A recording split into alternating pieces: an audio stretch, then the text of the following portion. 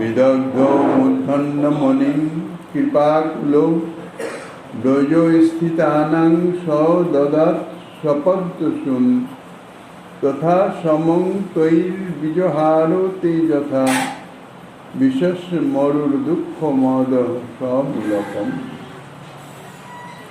কলিযুগ পাবন অবতার পরম করুণাময় শ্রী শ্রী গৌরাঙ্গ সুন্দরের পরম অন্তরঙ্গ প্রিয় পার্ষদবর্গ পূজ্যপাদ ছিল সনাতন গোস্বামী পাদ, তাহার শ্রী শ্রী বৃহৎ ভাগবতামৃতম নামক শ্রী গ্রন্থের দ্বিতীয় খণ্ডের ষষ্ঠ অধ্যায়ের 349তম শ্লোকে বলছেন, এই রূপে সেই বিদগ্ধ চূড়ামণি কৃপাকুল শ্রীকৃষ্ণ ব্রজবাসী সকলের প্রাণদান করেছিলেন এবং তাহাদের সহিত সেই রূপ ব্যবহারও করেছিলেন যাহাতে তাহারা সেই সমুদয় দুঃখ ঘটনা বিস্মৃত হয়েছিলেন।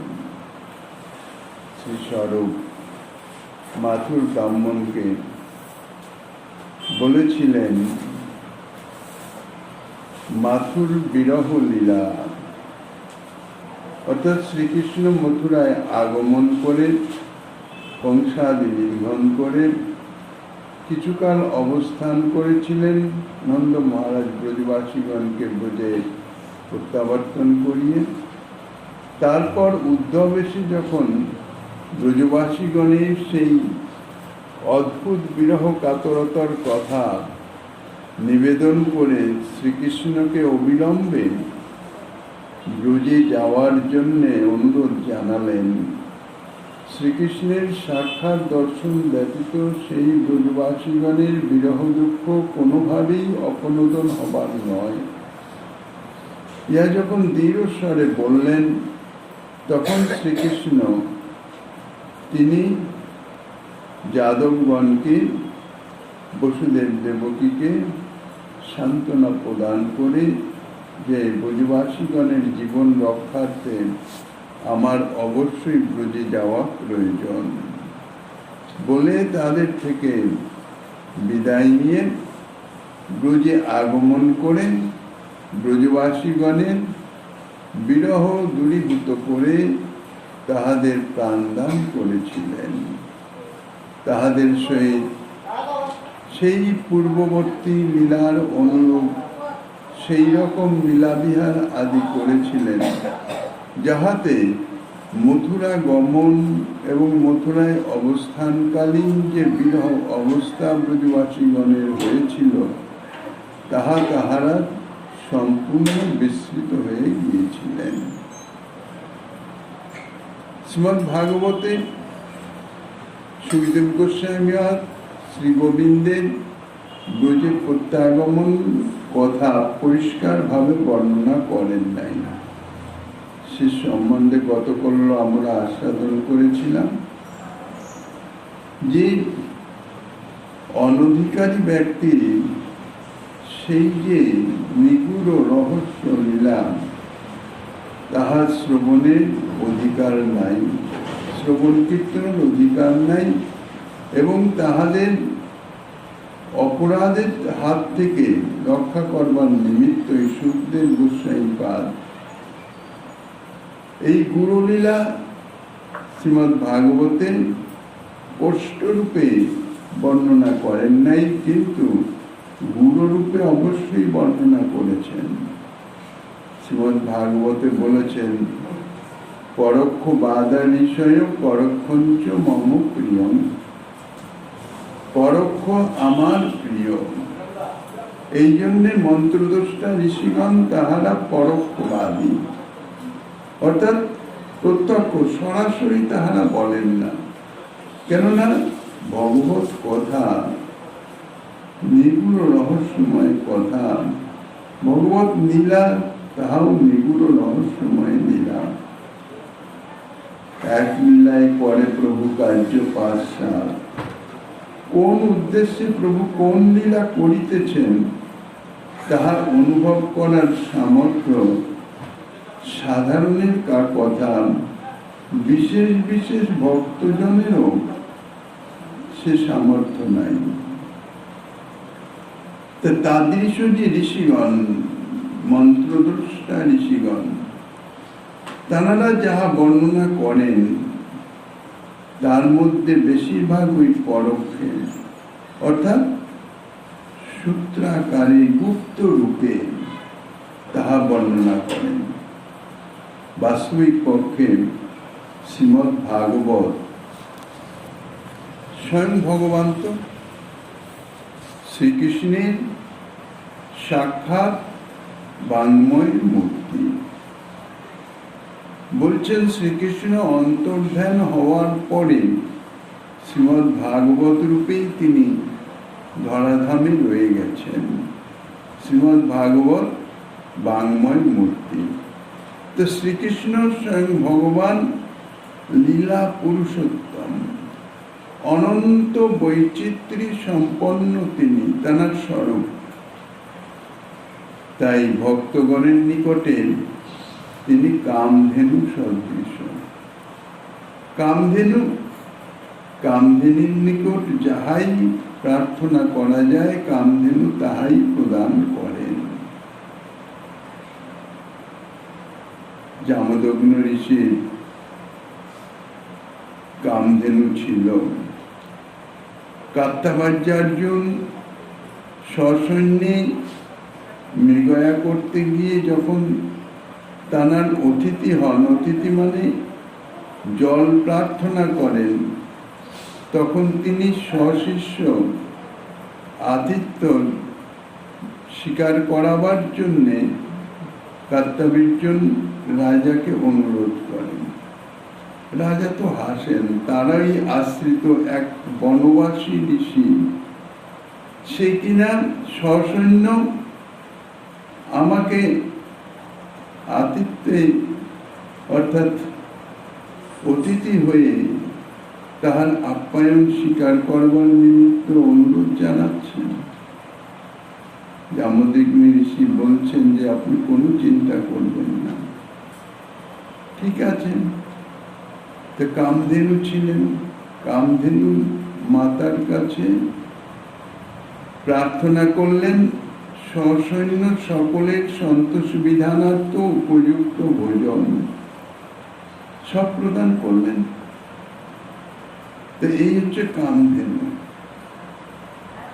যে যাই প্রার্থনা করেন ভক্তি সহকারে, শ্রদ্ধা সহকারে, প্রীতি সহকারে, তানাকে তাহাই প্রদান করেন।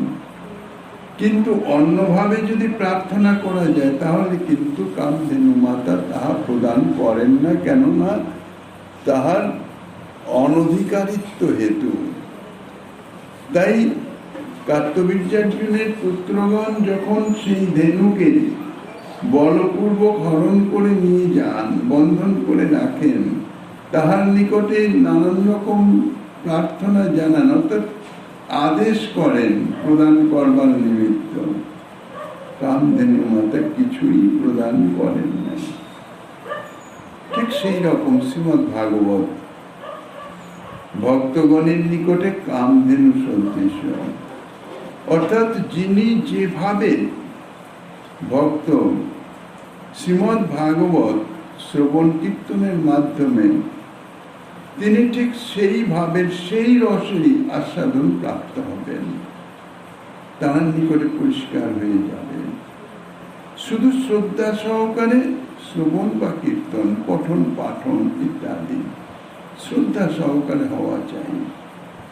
শ্রী বিজয় কৃষ্ণ গোস্বামী পাদ তিনি বৃন্দাবনে বসে বলেছিলেন যে শ্রী চৈতন্য চরিতামৃত, শ্রী গৌর সুন্দরের চরিতাবলী তথ্যপূর্ণ, তথ্য এবং তত্ত্বপূর্ণ যে বিষয়ে বর্ণিত হয়েছে, ইহা এমনই একটি গ্রন্থ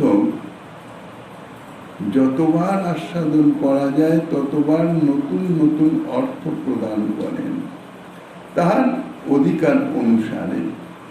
অর্থাৎ ভক্তগণের স্বাভাবিকভাবে তাঁদের যে ভজন নিয়ম, ভজন তাহা তো ক্রমান্বয়ে উৎকর্ষের দিকেই অগ্রসর হয়, উৎকর্ষ হতে থাকে। ভক্তির ক্রম হিসাবে অনর্থ নিবৃত্তি, ভজন ক্রিয়ার মাধ্যমে যে অনর্থ নিবৃত্তি, কত যে অনর্থ আছে সাধকের, সে সম্বন্ধে সাধক তো সর্বদা অনভিজ্ঞ, কিছুই জানেন না। কিন্তু অনর্থের তারতম্য হেতু তাহার অনুভবের তারতম্য হবে, তাহার ভজনের তারতম্য হবে। তো ভজন ক্রিয়া এই জন্য শ্রদ্ধায় ভজন ক্রিয়া। ভজন ক্রিয়া যদি সে করতে থাকে, গুরুপদিষ্ট ভজন, খুব শ্রদ্ধার সহিত, প্রীতির সহিত, তাহলে কি হবে? ধীরে ধীরে ধীরে ধীরে ভজন ক্রিয়ার মাধ্যমে অনর্থ নিবৃত্তি হতে থাকবে। অর্থাৎ বহুদিনের অব্যবহৃত একটি মলিন দর্পণ, সেটি যে আদৌ দর্পণ সেটি বোঝা যাচ্ছে না। ময়লার আবরণ এমন ভাবে পড়েছে যে সেটি যে দর্পণ, তাতে যে প্রতিবিম্ব হয় সেটি কিছুই বোঝা যায় না, একটা একটা কাষ্ঠখণ্ডের মতন। তা অনাদিকাল থেকে ভোগন্মুখ মাদৃশ্য জীবের চিত্ত দর্পণেরও তাদৃশ্য অবস্থা। শশুক ভোগ বাসনা নিরন্তর প্রতি জন্মে জন্মে বর্ধিত হতে হতে এমন ভাবে চিত্ত দর্পণকে আচ্ছাদিত করেছে, কাষ্ঠবৎ হয়ে গেছে।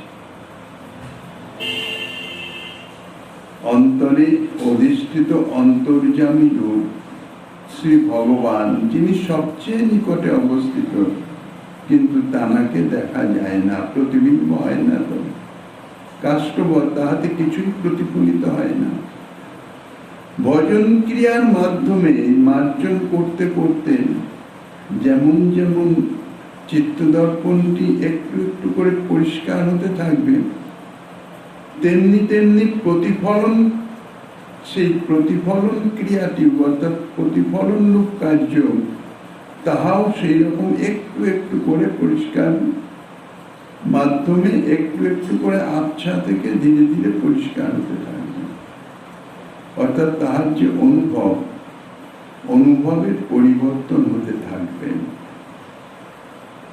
অস্বচ্ছ দর্পণে যেরকম প্রতিবিম্ব দেখা যাবে, আরেকটু স্বচ্ছ হলে প্রতিবিম্বটা আরেকটু পরিষ্কার হবে, আর পরিপূর্ণ স্বচ্ছ হয়ে গেলে পরিপূর্ণ প্রতিবিম্ব প্রতিফলিত হবে, অর্থাৎ স্বরূপ পরিষ্কার দেখা যাবে।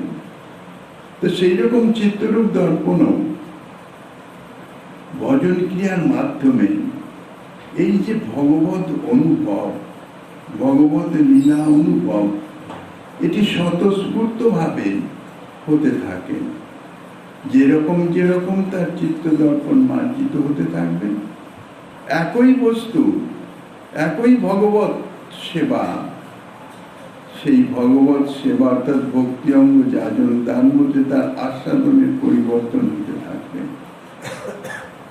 নিজেই অনুভব করবে যে আরে এই জিনিসটা তো এর আগে এরকম আস্বাদন তো পাই নাই, কেননা ইহা তো অনুভবের বিষয়। ঠিক সেই রকম শ্রীমদ্ ভাগবত বলছেন, কামধেনু সদৃশ তাহাদের ভাব ও পোষক নানা অর্থ প্রদান করে থাকেন।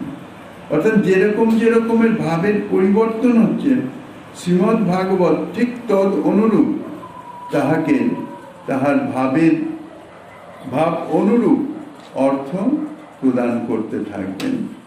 এই জন্য বিভিন্ন স্থানগত বাক্যসমূহ একত্রিত করলে পূর্বোক্ত অর্থই লাভ হবে। শ্রীকৃষ্ণ যাদবগণের সুখ বিধান এবং অসুরকুলের সংহারের জন্য মধুপুরী গমন করেছিলেন এবং তথায় কিছুকাল অবস্থান করেছিলেন। নিত্য গোলকে লীলা বর্ণন প্রসঙ্গে শ্রী স্বরূপ তাহাই বলেছেন।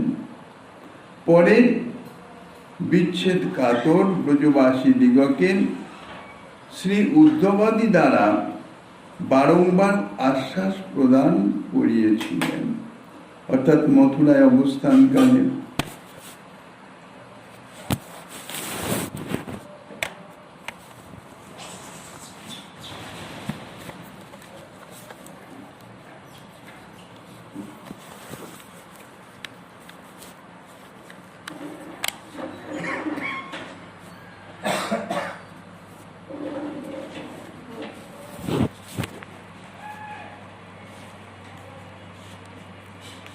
মথুরায় অবস্থানকালে উদ্ধবকে পাঠিয়েছিলেন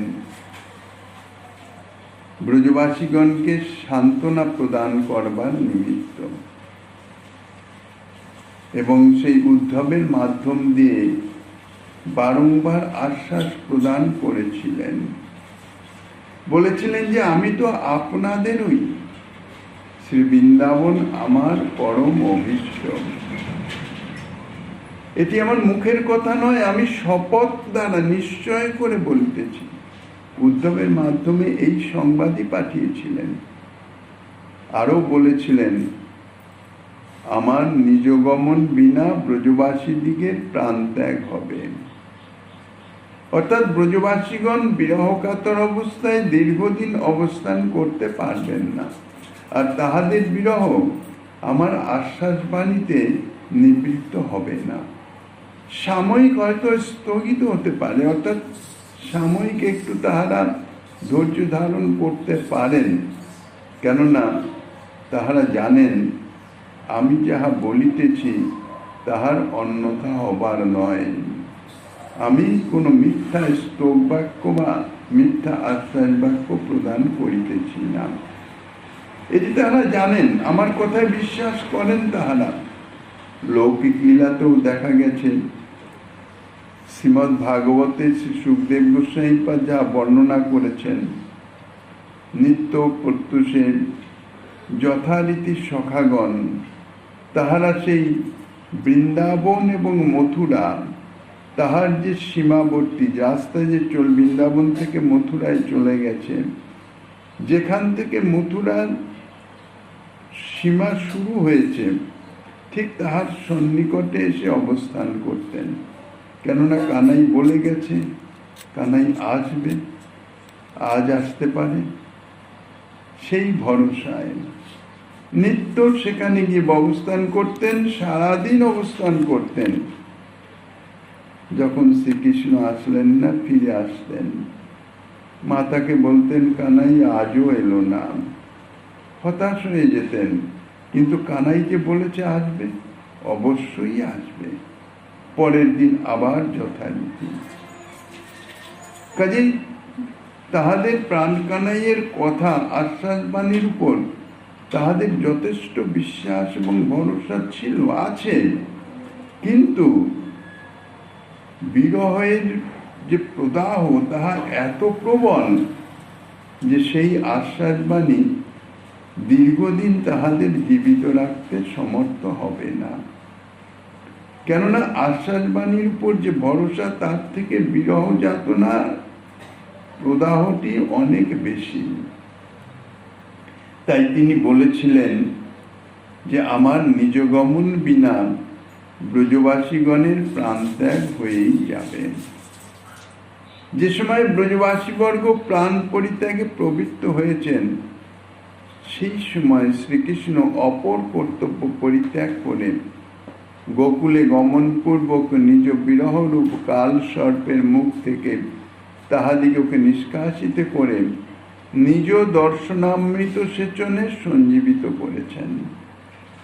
পরে মোহন মন্ত্রের মতো মুরলীনাদ করতে করতে বিবিধ লীলাবিলাস ইত্যাদি করেছেন। আর সেই ব্রজবাসীগণও বলেছিলেন যে এখন শ্রীকৃষ্ণ আমাদিগকে এরূপ আনন্দ বিহ্বল করেছেন যে আমরা কালাদির গতি নিরূপণ করতেও অসমর্থ।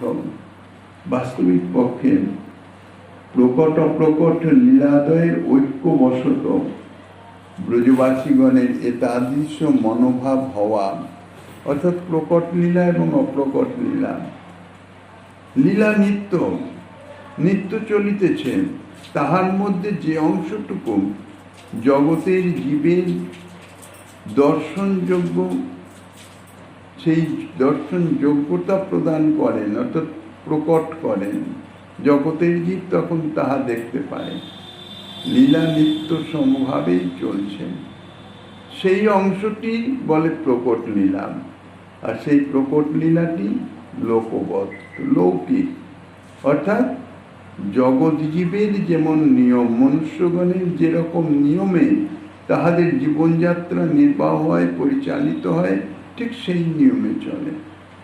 তা প্রকট লীলা যখন হয়, লীলা নিত্য চলছে, তবুও শ্রীকৃষ্ণের জন্মলীলা প্রকট হয়।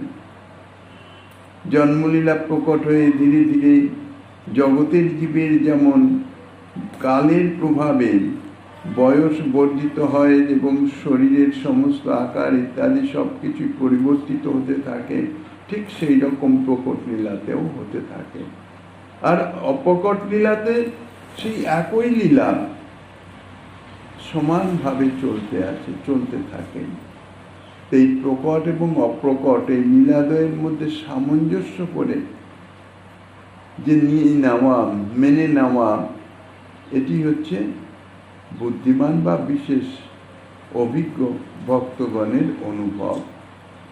এই প্রকট লীলাগত ভাব বিশেষের আবেশে লীলা পরিকরগণ অপ্রকট লীলায় শ্রীকৃষ্ণ সন্নিধানে অবস্থান করলেও তাহাদের মনে হয় যে আমাদের প্রাণকোটি প্রিয়তম শ্রীকৃষ্ণ মথুরায় গিয়েছিলেন এবং অদ্বৈ তিনি আগমন করেছেন। অর্থাৎ প্রকট লীলাগত আনন্দোচ্ছ্বাস হেতু তাহারা নিত্য সংযোগময়ী লীলায় অভিভূত হন। এই জন্য প্রকট লীলাগত প্রভাবই অনুভূত হয়ে থাকে। এই জন্যে কত সময় অতিবাহিত হলো, অর্থাৎ কালের কোনো অনুভব বা বোধ তাহাদের থাকে না। তাতেই ব্রজবাসীগণ মনে করেন অদ্বৈ শ্রীকৃষ্ণ এসেছেন।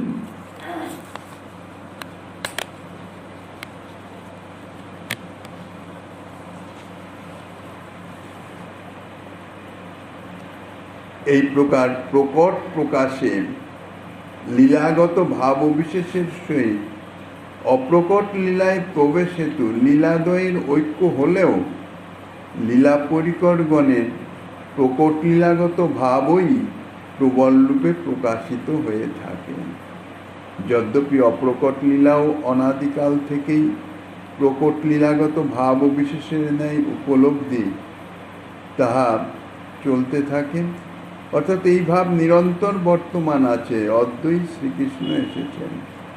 তথাপি সেই ভাবকেই নূতন থেকে নূতনতর রূপে সমুদ্দীপ্ত করবার জন্যেই বারংবার মথুরা প্রয়াণাদিরূপ প্রকট প্রকাশে অবতীর্ণ হয়। এর দ্বারা বোঝা যায় যে সাধকেরও উভয় লীলার সমন্বয়ে স্মরণ মননই হচ্ছে সাধনের সার্থকতা। নিত্য লীলায়, নিত্য গোলকে এইভাবে প্রকট লীলার যে ভাব তদ অনুরূপ যে লীলা তাহা বারংবার এই রকম, কারণ লীলা তো নিত্য, সেখানে তো শেষ নাই, তাই বারংবার মথুরা গমন হয়, মথুরা থেকে প্রত্যাবর্তন হয়, এইভাবে লীলা চলতেই থাকে। যদিচ কহপি কদাচিৎ অনুস্মরেৎ বদতি তর্হি ময়া শপথা বতঃ কিমপি দুষ্ট মনন্নয়মেক্ষিতং সৌহৃতঞ্চ ভয়াৎ বহু শোচতি। যদিও কেহ কখনো শ্রীকৃষ্ণের সেই বিরহ বৃত্তান্ত স্মরণ করতেন, তথাপি তাহাকে স্বাপ্নিক ঘটনা বলেই মনে করতেন, যে স্বপ্নে দেখেছিলাম। অর্থাৎ স্মরণকর্তা ভাবতেন যে অদ্য আমি শ্রীকৃষ্ণ বিচ্ছেদরূপ অসম্ভব ঘটনা স্বপ্নে অনুভব করে ভয়ে বহু রোদন ও বিলাপ করেছিলাম।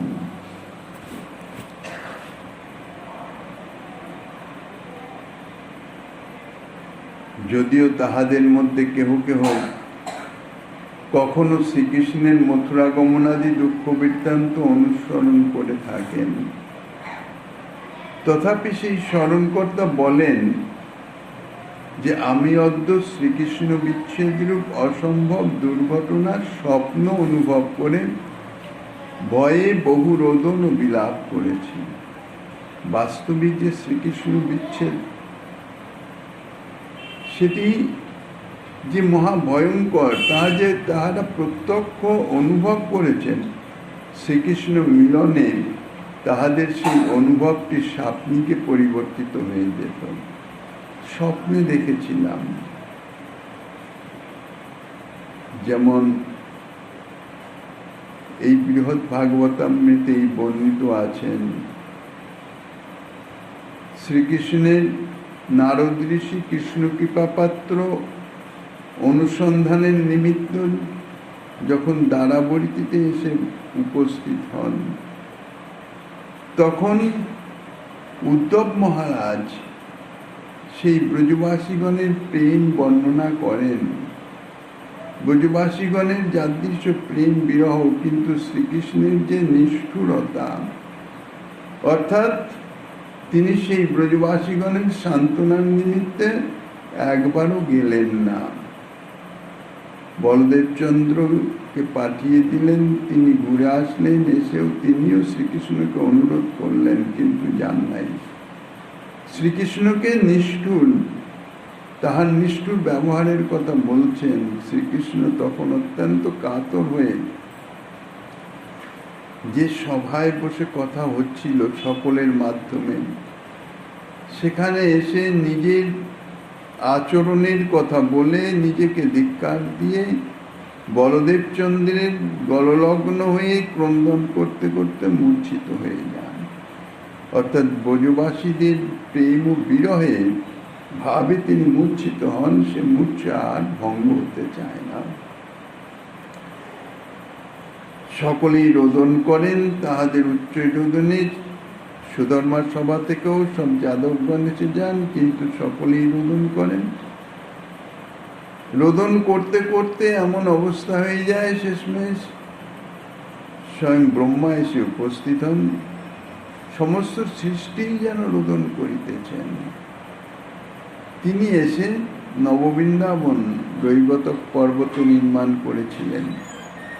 সেখানে গরুড়কে দিয়ে শ্রীকৃষ্ণ বলরাম এবং রোহিণী মাতা, ব্রজ সম্বন্ধনীয় ব্রজ পার্ষদ, তাদের পাঠিয়ে দেন। বৃহৎ ভাগবতামৃতের প্রথম খণ্ডে শেষের দিকে বর্ণনা আছে। সেখানে রোহিণী মাতা, সেখানে এমন ভাবে বৃন্দাবন নবরূপে তৈরি করা ছিল, প্রতিমা আকারে।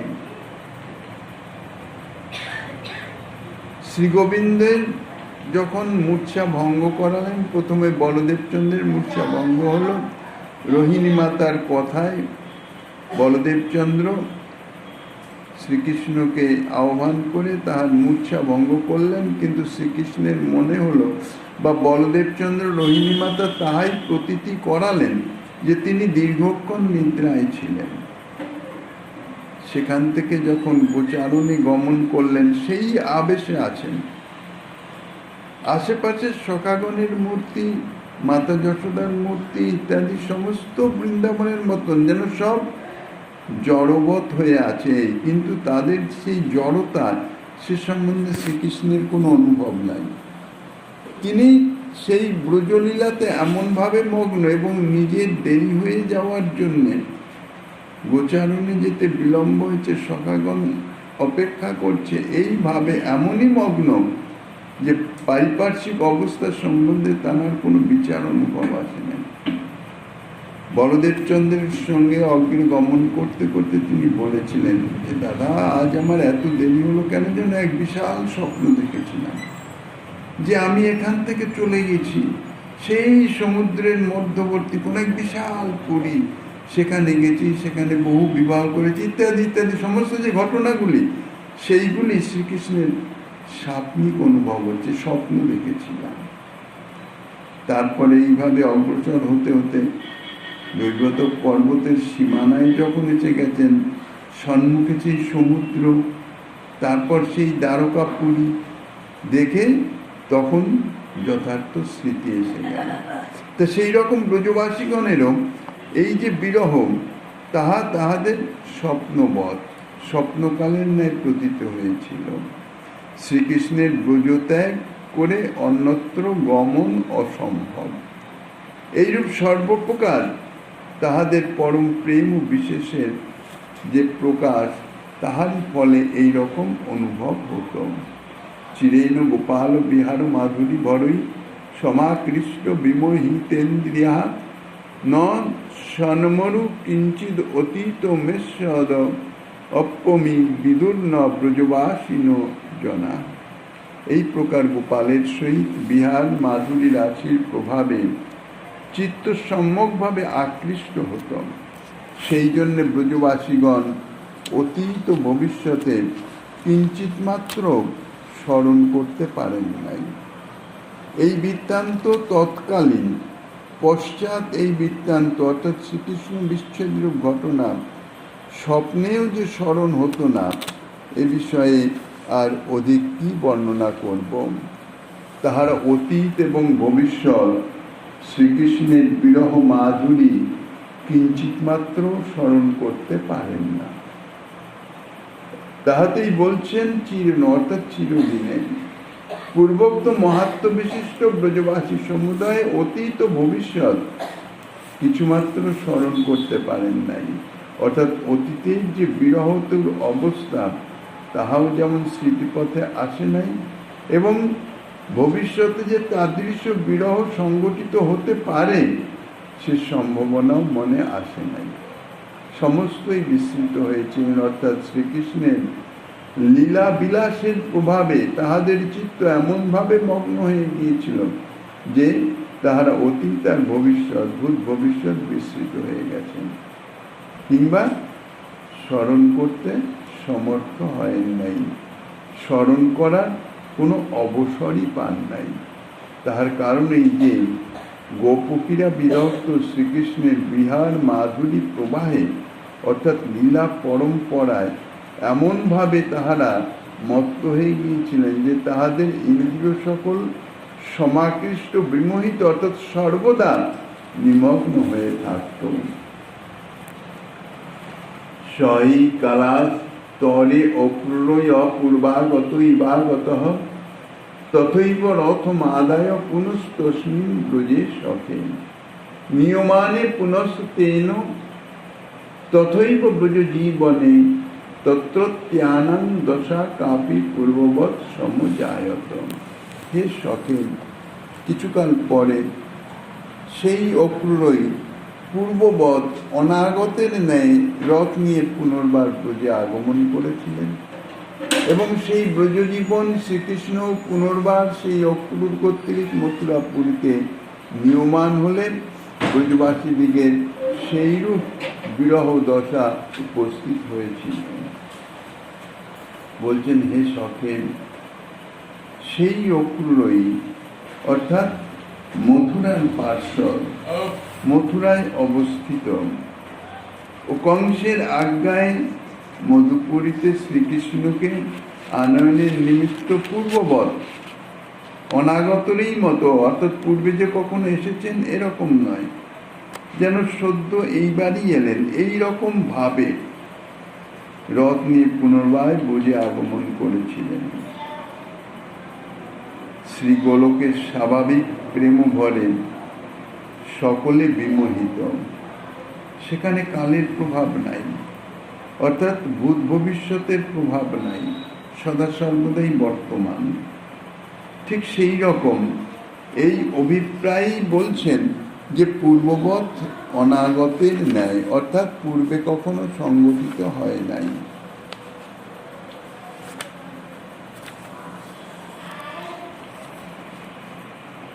মধুপুর্যাং পুনর্গত্যা কংসহত্যা পুনর্ব্রজম আগত পূর্ববৎ তত্র তথৈব বিহরত্যসৌ এবং পুনঃপুনর্যাতি তৎপুরে পূর্ব পূর্ববৎ পুনঃ সময়াতি ব্রজে কিরে তথৈব সম তথৈব কালীয়দম পুনঃসু তথৈব গোবর্ধন ধারণং মুহুঃ পরাপি লীলা বিবিধাদ্ভুতা অসকৃত প্রবর্ততে ভক্ত মনোহারা প্রভু। শ্রীকৃষ্ণ সেই অক্রূরের রথে করে পুনর্বার মধুপুরীতে গমন করে কংসকে বধ করলেন এবং পুনর্বার ব্রজে আগমন করে সেই রূপেই বিহার করতে লাগলেন। এইরূপ পুনঃ পুনঃ শ্রীকৃষ্ণচন্দ্রের মধুপুরীতে গমন এবং পূর্ববৎ পুনঃ পুনঃ ব্রজের সমাগম, ব্রজবাসীগণের সহিত সেইরূপ ক্রীড়া, এইভাবেই লীলা চলতে থাকে। এই প্রকার কালীয় দমন আদি লীলা, গোবর্ধন ধারণ আদি লীলা, ইহা পুনঃ পুনঃ অনুষ্ঠিত হয়। এইরূপেই প্রভু বারংবার বিবিধ অদ্ভুত ভক্ত মনোহারী লীলা প্রবর্তন করে থাকেন। কেবল যে মধুপুরী গমনাগমনাদি লীলা পুনঃ পুনঃ প্রবর্তিত হয়ে থাকে তাহা নয়, শ্রীকৃষ্ণের অন্যান্য সমস্ত লীলাই তাদৃশ রূপে পুনঃ পুনঃ প্রবর্তিত হয়ে থাকে।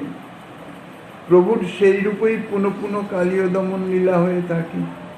অর্থাৎ ব্রজে যে যে লীলা চলছে, মথুরায় যে যে লীলা চলছে, সবই নিত্য ক্রমান্বয়ে চলতেই থাকে। অন্যান্য লীলা অর্থাৎ পুতনা মোচন আদি প্রভুর অন্যান্য সমস্ত বিবিধ লীলা, যাহা অদৃষ্ট এবং অশ্রুত, তাদৃশ অদ্ভুত সমুদয় লীলাও পুনঃ পুনঃ স্বয়ংই প্রবর্তিত হয়ে থাকে। অর্থাৎ লীলা স্বয়ংই প্রবর্তিত হয়। যদি বলো পূর্ব প্রায় বাল্য চেষ্টাদি দ্বারা অনুষ্ঠিত পুতনা মোচনাদি লীলা, তাহা কিরূপে পুনঃ পুনঃ প্রবর্তিত হতে পারে? বিশেষত পুতনাদি অসুরগণের সহিত আচরিত লীলার নিত্যত্ব কিরূপে সংগঠিত হতে পারে? তার উত্তরে বলছেন যে নিত্য পরিকর বা আধুনিক ভক্তগণের স্মরণীয় প্রভুর যে সমস্ত লীলা, অর্থাৎ যে সকল লীলা তাহাদের মন হরণ করে থাকে এবং সেই লীলা বিশেষে প্রীতি হেতু স্মরণ মননের দ্বারা শ্রী ভগবানেও অতিশয় রূপে মন সংলগ্ন হয়ে থাকেন। এই জন্য সেই লীলার অনুভবে সুখ বিশেষের উদয় হয়ে থাকেন। ইহাতে আধুনিক ভক্ত মনোহর লীলা হলেও নিত্য পরিকরগণের অনুভূত সর্ববিলক্ষণ মাধুর্য বত্তার আশ্চর্য রূপে আবির্ভাব হয়ে থাকেন। এই শ্লোকে সর্বপ্রকার শ্রীকৃষ্ণ লীলার নিত্যত্ব প্রদর্শিত হয়েছে। একই শ্রীকৃষ্ণ বিগ্রহের যেরূপ বহু প্রকাশী স্থিতি, নানান রকম অবস্থায় তিনি অবস্থিত, তদ্রূপ লীলাও বহুরূপে প্রবর্তিত হয়ে থাকে।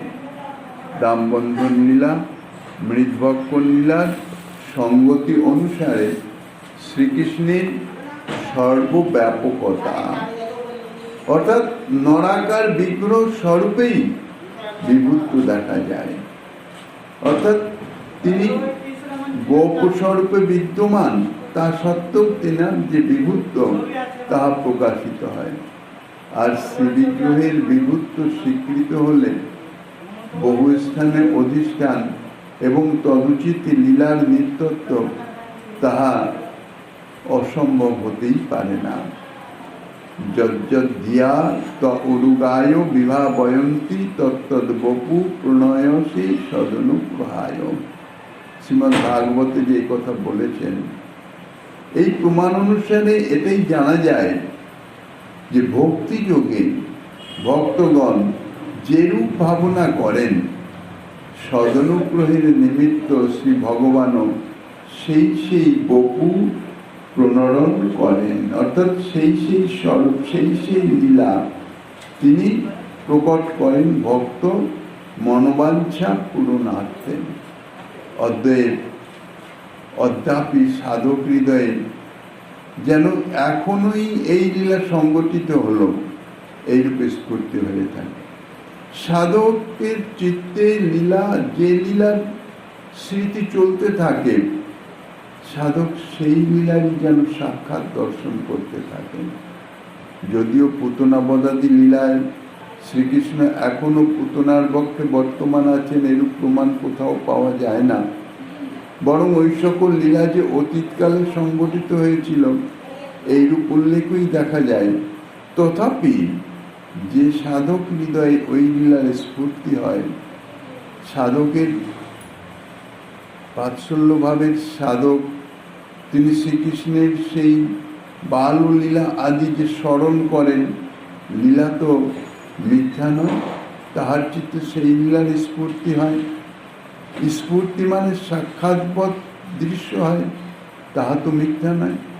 যেহেতু ভক্তানুগ্রহ কাতর, ভক্তানুগ্রহ ব্যগ্র শ্রী ভগবানের ইচ্ছায় ওই লীলা তৎকালে ওই ভক্ত হৃদয়ে প্রকটিত হয়ে থাকে। সমস্ত লীলাই নিত্য চলছে, নিত্য বর্তমান, সর্বব্যাপক, সর্বত্র। যখন যে স্থানে যে ভক্ত যে লীলার স্মরণ করেন, তাহার হৃদয়ে সেই লীলারই স্ফূর্তি হয়ে থাকে, অর্থাৎ সাক্ষাৎ অনুভব হয়। পরন্তু এই পুতনাবধ লীলাও কোনো প্রকাশে কোনো স্থানে সম্ভবপর হতে পারে বলে লীলাও নিত্য সারসিকীতে পর্যবসিত হতে পারে। আলাত চক্রবর্তী লীলা, প্রকট লীলা চলছে। প্রকট লীলা অনন্ত কোটি ব্রহ্মাণ্ডে ঠিক ক্রমপর্যায়ে সূর্যের যেমন উদয় থেকে অস্ত পর্যন্ত যে ক্রমপর্যায়ে চলে, বিভিন্ন স্থান থেকে সেই সূর্য বিভিন্ন রূপে দৃষ্ট হয়, ঠিক সেই রকম বিভিন্ন ব্রহ্মাণ্ডে অবস্থিত বিভিন্ন ভক্তগণের বা শ্রী গোবিন্দের প্রকট লীলাও তাদৃশ। এই জন্মলীলা কোনো না কোনো ব্রহ্মাণ্ডে সদা সর্বদাই চলছে। ঠিক পরবর্তী লীলাগুলো ঠিক সেই রকম কোনো না কোনো ব্রহ্মাণ্ডে নিত্য চলছে। সেই ব্রহ্মাণ্ডের থেকে অতীত হয়ে গেছে, তো অন্য কোনো ব্রহ্মাণ্ডে বর্তমান বা ভবিষ্যতে পরিচর্যিত হয়ে রয়েছে। প্রতি ব্রহ্মাণ্ডের প্রকট লীলায় কোনো এক প্রকাশে লীলার তিরোধান হলেও অপর অপর প্রকাশে আবির্ভাব থেকেই থাকে, অর্থাৎ অপ্রকট প্রকাশে।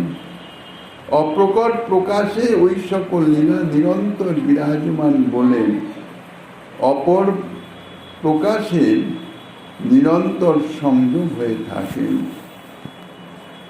শুধু তাই নয়, শ্রী গোবিন্দের লীলা প্রতি লীলায় বিবিধ বৈচিত্র্যপূর্ণ।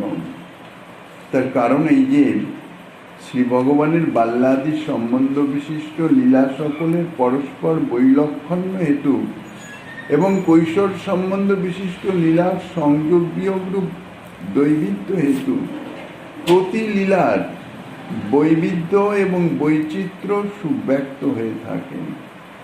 আর শ্রী ভগবানের যে সত্য সংকল্পতা, তিনি সত্য স্বরূপ, সেই জন্যে সকল লীলার ভক্তের সাক্ষাৎকারের ইচ্ছায় বহুরূপে আবির্ভাব হয় এবং সেই আবির্ভাবিত লীলার দ্বারা সেই সকল ভক্ত বা পরিকরের সহিত সেই স্থানে সন্নিধান হয়ে থাকে। এই রূপে শ্রী ভগবানের সকল লীলাতেই একতা প্রযুক্ত সেই পরিকরের সহিত অবিচ্ছেদে অর্থাৎ নিখিল লীলাতেই সান্নিধ্য সিদ্ধ হচ্ছে। বস্তুত লীলাবশেই কাল নিয়ন্ত্রিত হয়, কালবশে লীলার আবির্ভাব তিরোভাব হয় না। অর্থাৎ লীলা কালের অধীন নয়, কাল লীলার অধীন। লীলায় আবির্ভাব তিরোভাবেই কালের প্রতীতি হয়ে থাকে। যেমন গুণ ব্যতিরেকে ক্রিয়া প্রকাশ হয় না এবং ক্রিয়া ব্যতিরেকে গুণ প্রকাশ হয় না, সেইরূপ লীলার অনুভূতি হতেই কালের প্রতীতি হয়ে থাকে। এই জন্য লীলাকেই গুণ ও ক্রিয়ার মূল বলে স্বীকার করতে হয়। যদিও বাহ্য জগতের গুণ বহু প্রকারে পরিবর্তিত হতে দেখা যায়, কিন্তু প্রত্যেক পরিবর্তনেই ওই গুণ দেশ ও ব্যক্তির অপেক্ষা করে, দেশ এবং কালের অপেক্ষা করে। এই জন্য দেশবৃত্তির ভিন্ন গুণের ধারণা হতে পারে না। অর্থাৎ গুণের পরিবর্তন ধারণা করা যায়, কিন্তু দেশ সম্বন্ধ রহিত গুণের ধারণা হয় না। বস্তুত এই দেশভাব বিভু বলে আমাদের বুদ্ধির অতীত। আমরা বুদ্ধি দিয়ে তাহা নির্ণয় করতে সক্ষম নই। কাল সম্বন্ধে ওই একই কথা। এই জন্যে কোনো এক মহীয়সী লীলা শক্তিকেই এই সকল গুণ ও ক্রিয়ার মূল বলে স্বীকার করে নিতে হয়। শ্রীমদ্ ভাগবতের অষ্টম স্কন্ধের 3য় অধ্যায়ে 8ম শ্লোকের কোন সন্দর্ভ টিকাতে শ্রীজীব গোস্বামীপাদ বলেছেন, স্বয়ং ভগবান শ্রীকৃষ্ণের সর্বদা অনন্ত প্রকাশে অনন্ত মূর্তি এবং জন্মকর্মাদি লক্ষণ লীলাও তাহাও অনন্ত। আর সেই লীলাস্থান বৈকুণ্ঠাদি ধামেও অনন্ত পরিকর এবং তাহাদিগের প্রকাশও অনন্ত। একই নিত্য পরিকর শ্রী ভগবানের যেমন অনন্ত স্বরূপ, লীলা অনুরোধে সেই নিত্য প্রকৃতির পরিকর অনন্ত স্বরূপেই বিরাজমান। লীলা, প্রত্যেক লীলায় এক এক স্বরূপের বিদ্যমানতার আবশ্যকতা আছে। শ্রী নারদ পঞ্চরাত্র অনুসারে যোগমায়ার অংশরূপা মায়া শক্তির 2 প্রকার বৃত্তি। এক হচ্ছে জগৎ সৃষ্টি রূপা, আর দ্বিতীয় হচ্ছে কৃষ্ণলীলা পোষিকা রূপা। প্রথমাবৃত্তির কার্য অনিত্য, অর্থাৎ এই জগতের সৃষ্টি বা এই জগতের যাহা কিছু সমস্তই অনিত্য, নিত্য ক্ষণ পরিবর্তনশীল। কারণ মহাপ্রলয়ে মায়িক বস্তুর কোনো অস্তিত্ব থাকে না। আর দ্বিতীয়াবৃত্তির কার্য অর্থাৎ কৃষ্ণলীলা পোষিকা রূপা যে বৃত্তি, সেই কার্য তাহা হচ্ছে নিত্য। কারণ মহাপ্রলয় ও লীলার উপযোগী উপকরণ সমূহ বিদ্যমান থাকে। যেমন শ্রী দেবকী দেবীর স্বর্গর্ভ সম্ভূত বালকগণ, অর্থাৎ দেবকী দেবীর প্রথম যে 6 পুত্র, কংসাদি অসুরগণ, অর্থাৎ যে গৌণ কারণ অবলম্বন করে শ্রীকৃষ্ণের জন্মাদি লীলা প্রবর্তিত হয়, সেই প্রকার কুরুপাণ্ডব যুদ্ধ, পারিজাত হরণ, রুক্মিণী হরণ, সুতলে গমনাদি, গুরুপুত্র আনয়ন প্রভৃতি লীলা সকলেরও নিত্যত্ব সিদ্ধ হয়। নিত্য পরিকরগণের অনুষ্ঠিত লীলা সকলও আধুনিক ভক্ত মনোহারা হয়ে থাকেন। সুতরাং ওই সকল লীলা স্মরণ মননেও শ্রী ভগবানের চিত্ত সংলগ্ন হেতু অন্তরে প্রীতি বিশেষে উদয় হয়ে থাকে এবং নিত্য পরিকরের অনুভূত সর্ববিলক্ষণ মাধুর্য আস্বাদিত হয়ে থাকে। এখন আশঙ্কা হতে পারে যে প্রপঞ্চগত দৈত্যবধাদি ভিন্ন প্রকট লীলার নিত্যত্ব স্বীকৃত হতে পারে, কিন্তু প্রপঞ্চের লয় স্বীকার করলে ওই প্রকট লীলার নিত্যত্ব কিরূপে সম্ভব হবে? প্রপঞ্চ তো লয়ে প্রাপ্ত হয়ে যায়। তার সমাধান এই যে প্রপঞ্চ বিশেষণযুক্ত লীলার নাশ স্বীকার করলেও লীলারূপ বিশেষের নাশ হয় না। অর্থাৎ লীলা প্রপঞ্চান্তর্গত লীলার নাশ হতে পারে, কিন্তু প্রকৃত লীলার নাশ হয় না। অপ্রপঞ্চগত যে লীলা তাহা বিদ্যমান থাকে। অর্থাৎ লীলার যে বিশেষণ প্রপঞ্চ অপ্রপঞ্চ, তা সেই বিশেষণেরই নাশ হয়। অর্থাৎ প্রপঞ্চ সম্বন্ধেরই নাশ হয়, লীলার নাশ হয় না। যেহেতু বিধিনিষেধ বিশেষণেরই আশ্রয় করে থাকেন, বিশেষ্যকে আশ্রয় করে না। এইরূপে শ্রীকৃষ্ণের বাল্যাদি ধর্ম সকলও নিত্য এবং ওই সকল ধর্মের সহিত সম্বন্ধ বিশিষ্ট তত্ত্ব লীলাও নিত্য এবং সমুদয় পার্শ্বদ কর্তৃক অধিকার অনুসারে ওই সকল লীলা তাহা অনুভাব্য, অর্থাৎ তাহাদের ভজনের বিষয়। যেহেতু লীলা বিভু বস্তু, এই জন্যে বাল্যাদি ভাবেও ন্যূনাধিক্য ভাব প্রকাশ পায় না। কেননা যাহারা বাৎসল্য ভাবের উপাসক, তাহাদের তো শ্রীকৃষ্ণের বাল্যভাবেরই আরাধনার স্মরণ মনন করতে হবে। অতএব সকলেরই, অর্থাৎ সমস্ত স্বরূপের সমস্ত লীলারই এইভাবে সামঞ্জস্য হচ্ছে। পরবর্তী আস্বাদনে যাহা দিচ্ছেন শ্রীমন মহাপ্রভুর জায়গার কৃপা হলে আগামী দিন আস্বাদনের বাসনা রেখে অদ্যকার ভাগবতী কথার এখানেই